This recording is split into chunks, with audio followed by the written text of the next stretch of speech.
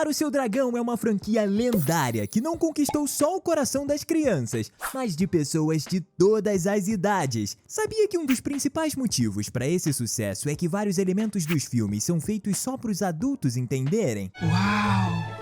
Em produções de aventura infanto-juvenis, é muito raro que as batalhas tenham consequências permanentes para os personagens principais. Geralmente eles saem sem muitos arranhões de lutas épicas, e fica por aí mesmo. Mas não é o caso de Como Treinar o Seu Dragão. Na batalha contra o Morte Rubra, o Soluço acaba caindo de cima do Banguela e indo em direção a uma explosão. O dragão consegue pegá-lo antes que ele seja atingido pelas chamas, mas existe algo que o Banguela não conseguiu salvar: um dos pés do Soluço.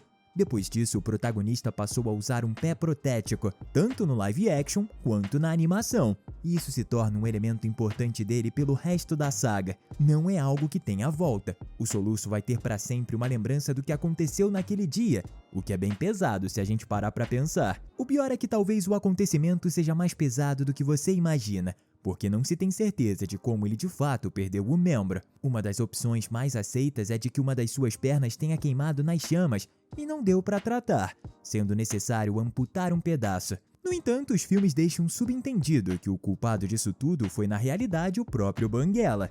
Afinal, o dragão teve que fazer de tudo para resgatar o seu amigo, e pode muito bem tê-lo pego pela perna com a boca. Nesse caso, seu ferimento teria sido acidentalmente causado pelas presas do dragão. Foi um destino melhor do que perder a vida, com certeza, mas ainda assim é algo bem macabro. Interessante, não é? Mas isso é só a primeira das 13 coisas que somente adultos notaram em Como Treinar o Seu Dragão. Tá começando mais um Teen Videos. Já vamos te adiantar que o remake de 2025 não só seguiu pelo mesmo caminho, como foi além, adicionando ainda mais coisas que passam batido pela criançada, enquanto conversam perfeitamente com os adultos, como o arco que a nova versão da Astrid vivencia nesse longa. No live action, a Astrid deseja se tornar a futura chefe da aldeia, mas precisa se esforçar ao máximo para isso, principalmente porque o Soluço é filho do Estoico e tem bem mais chances de adquirir esse título, mesmo sem desejar se tornar o próximo chefe. Se ele quisesse então, aí que a Astrid teria que se esforçar mesmo. Esse conflito que ela vive é algo que quase todo mundo passa quando cresce, o sentimento de ter que se provar, seja para conseguir um cargo bom no trabalho ou para orgulhar os pais, por exemplo. Enquanto a Astrid do remake tem esse sonho de virar a chefe e sente a necessidade de se provar digna a todo momento, o Soluço nem quer seguir o mesmo caminho que o Estoico. Mesmo assim, ele vive sob a pressão de se tornar um grande guerreiro como o pai. Uma pressão que não vem do próprio Soluço, mas sim do Estoico e de todos ao redor. Algo pelo qual, infelizmente, muitos de nós passamos em algum momento da vida, mas só notamos quando ficamos mais velhos. Tipo quando uma criança deseja trabalhar com algo em específico quando crescer, mas acaba sendo pressionada a seguir outra carreira, seja por ser um caminho mais lucrativo ou por ser algo que um dos pais faz. O pior disso é que, como o Soluço se mantém firme em seguir seus próprios ideais, ele é enxergado pelo pai como uma decepção. Só no final do filme, o Estoico se desculpa pela forma como agia e diz ter orgulho do filho. Mais uma situação pesada que foi deixada nas entrelinhas, principalmente no primeiro filme, tanto no remake quanto a animação, é o desaparecimento da mãe do Soluço, a Valka. A esposa de Estoico sumiu misteriosamente há anos, e o guerreiro acredita que ela teve sua vida ceifada por dragões. A gente só descobre que não é o caso na sequência da animação,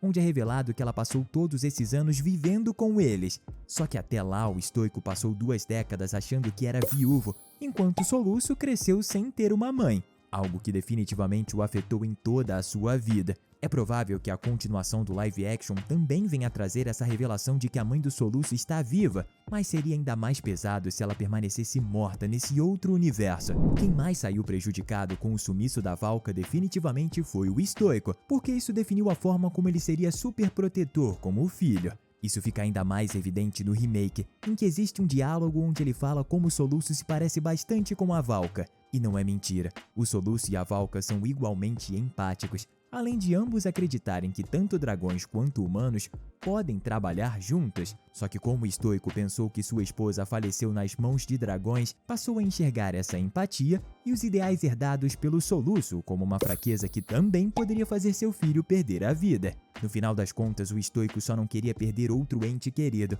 algo que muitos fãs devem entender. principalmente os que também já perderam alguém, algo que é mais comum em adultos, apesar de infelizmente também existirem crianças que já passaram pelo mesmo. Mas e aí? Você gosta de como essa saga fala desses temas? Caso seja verdade, comente aqui embaixo o hashtag estoico, em homenagem ao pai do soluço que já passou por muita coisa. Já que estamos falando sobre esse tema, não poderíamos esquecer quando uma perda de fato aconteceu na franquia.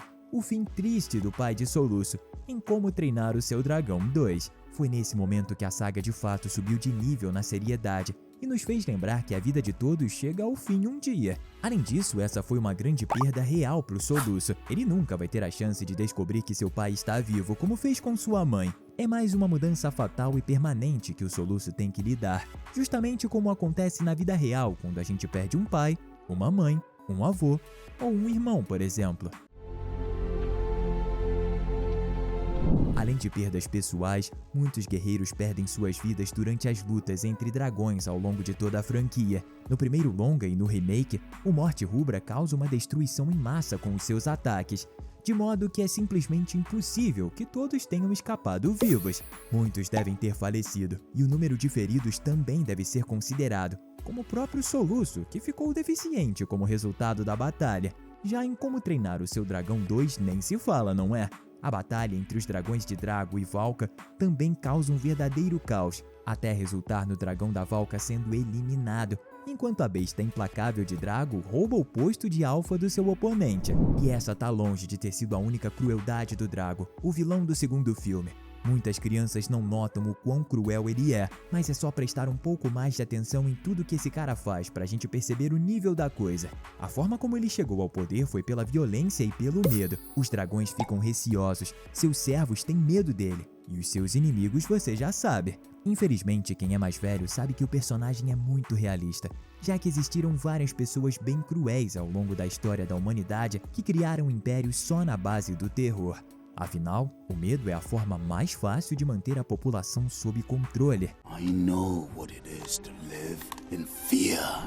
Em muitos filmes, livros, desenhos e séries, é normal que os dragões sejam retratados como criaturas perversas. Enquanto isso, Como Treinar o Seu Dragão traz uma visão completamente diferente, ao dizer que os humanos podem se tornar amigos dessas criaturas e trabalhar junto delas. O que quem é mais novo não percebe é que a mensagem de toda a franquia é justamente uma crítica ao preconceito, mostrando como isso é algo sem sentido e causado pelo medo. Os vikings só querem caçar os dragões por terem medo deles, e os dragões só são agressivos por também terem medo dos vikings. Não é à toa que Drago utilizou esse sentimento como arma. O motivo dessa ser a mensagem da franquia não é por pura coincidência. Infelizmente, a vida real ainda tá cheia de pessoas preconceituosas que julgam os outros somente pela aparência. O estoico e os demais vikings podiam odiar dragões no passado, mas costumavam apenas eliminá-los ao invés de fazê-los viverem sofrimento. Já Drago, do segundo filme, faz o exato oposto. O vilão captura as criaturas místicas através de armadilhas e as transforma em escravas. Isso é uma forma muito interessante e discreta do filme de fazer uma crítica à exploração dos animais, algo que acontece muito até os dias de hoje, de várias formas diferentes, seja pela venda ilegal ou até mesmo através das grandes indústrias que deixam os animais em condições precárias na hora de estudá-los ou transformá-los em alimentos. Terrível, não é? Agora uma ideia nada terrível. Você clicar no botão de inscrição. Assim sempre vai receber nossos vídeos diários sobre suas animações favoritas. Um dos momentos mais emocionantes de toda a franquia é a despedida do Soluço e do Banguela, que acontece em Como Treinar o Seu Dragão 3. Algo que todos estamos doidos para ver novamente quando esse longa for adaptado para o live action, o que ainda deve levar alguns anos. Eles são melhores amigos, mas tiveram que seguir seus próprios caminhos. Isso é bem mais realista do que ambos simplesmente ficarem vivendo juntos para sempre, até porque é algo inevitável e que acontece com todo mundo. Se você nunca perdeu contato com um amigo de longa data, é porque isso ainda vai rolar com você. O relacionamento do Soluço com a Astrid é indiscutivelmente uma das melhores relações das animações, e agora dos live actions também. Enquanto muitos filmes só fazem os personagens se apaixonarem por costume mesmo, os dois de fato se completam e evoluem juntos, sem pressa no decorrer dos longas. Isso tudo chega ao ápice em Como Treinar o Seu Dragão 3, onde os dois são um casal que se ajuda a todo momento. e tá lá para fazer o outro feliz. Quando você cresce e olha para trás, percebe como eles são um verdadeiro exemplo de um namoro saudável. Outra crítica que a franquia traz é sobre preservação ambiental, o que a gente percebe bem após a introdução do mundo oculto, o lar secreto dos dragões, um lugar intocado pelos humanos e que representa como seria nosso mundo se cuidássemos dele corretamente, o que também se mostra uma mensagem bem atual, já que um dos maiores problemas que a nossa sociedade precisa lidar é a poluição e o desmatamento. Vamos torcer para que um dia a gente consiga encontrar um equilíbrio entre a humanidade e a natureza. Quer continuar se divertindo? Então clique em um dos 2 vídeos que a gente deixou na sua tela. Valeu e até a próxima!